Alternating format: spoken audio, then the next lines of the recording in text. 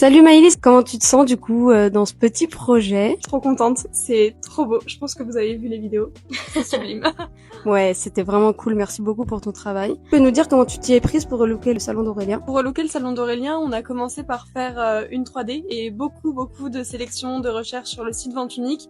Donc on a travaillé avec Aurélien quasiment tout le temps ensemble, on échangeait constamment et il me donnait ses retours, si ça lui plaisait ou pas.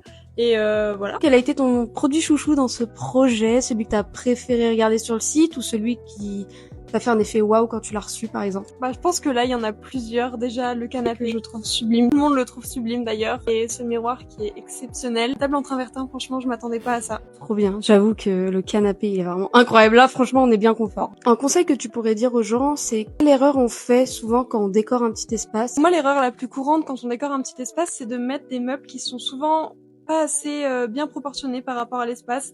Donc moi, j'aime bien vraiment tout visualiser en 3D pour voir comment ça rend et pour justement éviter ce genre d'erreur. Du coup quand on achète sur un site en ligne comme Vente Unique, comment on est sûr que ça va vraiment bien rendre chez soi?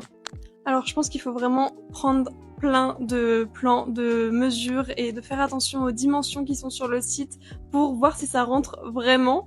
Et ensuite, on a plein d'outils maintenant qui nous permettent de visualiser, donc faut tester. Et dernière petite question, quel conseil tu donnerais à quelqu'un qui ose pas se lancer dans la déco? De se renseigner, de regarder plein de magazines, de se cultiver, de trouver plein d'inspiration. Merci beaucoup Maëlys et merci de nous avoir accordé ce petit temps.